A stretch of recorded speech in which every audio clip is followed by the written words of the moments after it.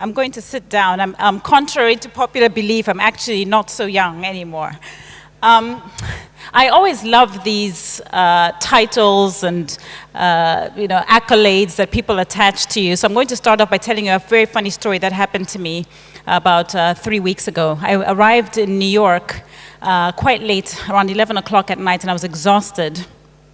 And I got to immigration, and the immigration officer, had no sense of humor at all, said to me, what is it exactly that you do? And I said, I'm an economist, with pride, of course. I'm an economist. And she said to me, a communist? And so, with indignation, I said, what do you mean, a communist? I said, economist. And she said, frankly, the fact that you couldn't predict the last financial crisis, I would be more humble about being an economist and more proud of being a communist. So, anyway, it's wonderful to be back here in Brussels. Last time, it was actually almost about a year ago, Walter, that I was here, and it was an absolute disaster. The infrastructure was horrible. I think I might have been late last year, and I'm late again this year. It's not African time. It's actually Brussels infrastructure. But I'm glad to be back here, and thank you very much to Walter and to Nicholas, of course, for also accommodating me. I've been thinking about this talk for some time because I'm kind of in the middle of a weird situation. On the one hand, I published Dead Aid about a year ago now, and I've had a lot of fun and learned a heck of a lot around the issues of aid in Africa. And you'll be very happy to know that I haven't changed my position at all. I've become even more strident that we have to do something about this absurdity. But I'm also about to publish a new book in January, as Walter mentioned, called How the West Was Lost. And it's much more about the rise of China and the decline of the West and some of the economic issues there. And when I speak to my parents, which I do almost every day, they said to me, well, what's the connection? Why are you on one hand talking about Africa and on the other hand talking about the West? And I said to them, actually, there's a very clear connection. And the connection is unintended consequences. Things that we do as policymakers and as voters, what we encourage our politicians to do, that have good intentions but bad outcomes. So what I thought I would do today is start off by reminding you about my arguments around aid. I'm not going to spend too long on this because I know I don't have much time. And then I'm going to talk to you a little bit more about why there's a parallel with these unintended consequences, the good intentions that have bad consequences. Now, what I'm going to do first is I'm going to tell you about what exactly the good intention is, and then I'm going to tell you what policies our governments put in place in order to push that good intention into reality. And then I'm going to tell you what the unintended negative consequences are. And then finally, I'm going to tell you what we should be doing now in order to solve the situation. And actually, because I really want you to buy my next book, I'm not going to tell you what the solutions are to the How the West Was Lost problem. But let's start with aid, foreign aid. Again, I'm not going to spend a long time on this. We did this last year at the TED Talks here. But the good intention is we want to help Africans. We want there to be economic growth and want to reduce poverty. The policy is we're going to give them aid. Through aid, we're going to be able to increase growth and reduce poverty. The unintended consequences are numerous. That's why I was able to write a whole book. And in fact, there should be a sequel because I couldn't get everything I wanted to say in that book. But things like inflation, the debt burden, corruption, civil wars that are linked to the aid process, this is all well known. But as I said last year, the two big problems with the aid model is that it allows African governments to abdicate their responsibilities. So somebody else is going to do it. Somebody else will provide health care, education, infrastructure, national security, so they don't have to do their job. But also the fundamental problem with aid is that it severs the link of accountability between the African on the ground and their government, because the African government spend their time courting and catering the donors, and they really don't care what Africans on the ground think. So the question then becomes, because I'm a very positive person, I always have to give you solutions, what can we do instead if this aid thing is not working, what should we be doing instead? And fortunately, there's an array of solutions. And I talk about this in Dead Aid, things like trade, investment, the capital markets, remittances, microfinance. I could go on and on. But the point is, we have solutions, tried and tested, whether it's in the United States or here in Europe, or in the new emerging economies such as China, India, Brazil, and so on. So that was really what my argument was in Dead Aid. Fast forward now to how the West was lost and the unintended consequences that we are seeing that are actually destroying the economic fabric of not just the United States, but also Europe. There are three key ingredients that drive economic growth: capital, labor, and productivity. Most economists agree that these are the three key important issues. If you want to have growth, you have to have a strong capital base and a large amount of money. Capital is just money, basically.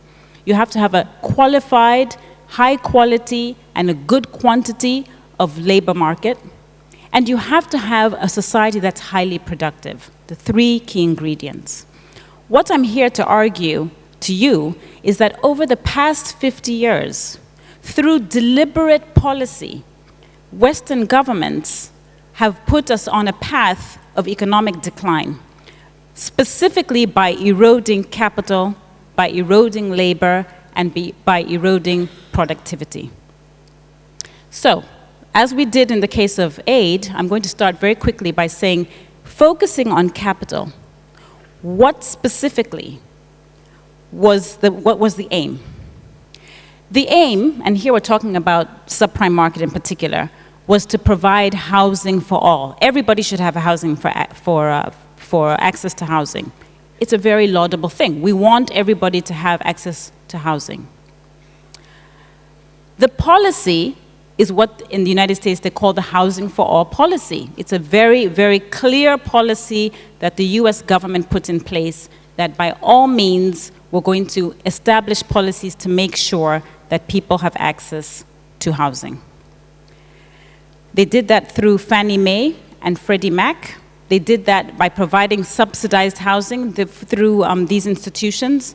They've also done it by encouraging the banking community to lend to people who really weren't creditworthy. What has been the unintended consequence? Well, I think we all know what has happened. Basically, the United States and Europe have huge debt levels, many of them now approaching 90, over 100% of debt to GDP ratios, massive economic deficits, 10, 11%. I mean, we're in Europe, for God's sake. Every other month, it feels like we have a new economic crisis. Ireland recently, Greece a few months ago. But also, there is the fact that now Western countries, but America in particular, is heavily indebted to places like China. Now, the question is, what is the solution if this is the problem? And as I told you, I'm not going to tell you because you won't buy the book. But there is a solution to remedy this problem and ensure that Western countries can resolve this capital problem that they're facing. Let's turn to labor. Again, what has happened in the labor market? The US government, European governments had a very good intention. We should provide pensions and health care to all our populations. Because when people get older, they'll need a pension. The people need access to health care, we should provide them with health care. Good intention. What was the policy? They set up all these pension funds, which were built upon the demographic society, where you had a younger population, larger younger population, and a relatively small older population. What has been the unintended consequence? Well, as we well know, we are now waiting for what I argue is the biggest Ponzi scheme on the planet to unravel, which is that we have a huge amount of pension obligations that we simply are not going to be able to pay for. Everybody knows this, but we're not really doing anything about it right now. This is a serious structural problem. With respect to healthcare, again, our good intentions, we want everybody to have access to healthcare, has led to a situation where today, according to a McKinsey report, there are countries like the United States, Britain, Japan, which in just another 40 to 50 years will have over 100% of GDP costs associated with healthcare, linked to Alzheimer's, diabetes from obesity, and some of you might even know in this room that the generation following us, there's much more obesity, and the costs associated with that are expected to soar than they are in our generation. So there's serious costs coming around the labor market. Again, deliberate policies instituted by government to encourage people to actually have pensions when we knew we couldn't fund them. And I'm not telling you the solution to that either. The third thing is basically around productivity. Now, it is true that in places like Europe and the United States, with the advent of the computer, we've actually seen productivity improve. But many of you in here will probably be aware that China's increase in productivity has been so enormous in the last 20 years, it's been the biggest amount recorded in the history of the world in terms of productivity gains. The problem around productivity is that many of the people who are in Europe and the United States actually did not participate in the gains that we expected to see when the emerging world came on board. What do I mean? The good intention was for us sitting in Europe and the United States to open our markets for trade and for capital movement. That was the good intention. The reason was we wanted to get people in Asia, in Africa, and Latin America on board and have increases in income. What has been the bad outcome? The bad outcome has been, if you look across Europe and the United States, real wages, as people's incomes, have actually not moved that much in the past 30 years. In fact, instead of there being an increase in incomes in Europe and the United States, we've actually seen an increase in debt levels. And only a small proportion of people, the people who hold capital, have seen meaningful gains to their portfolios.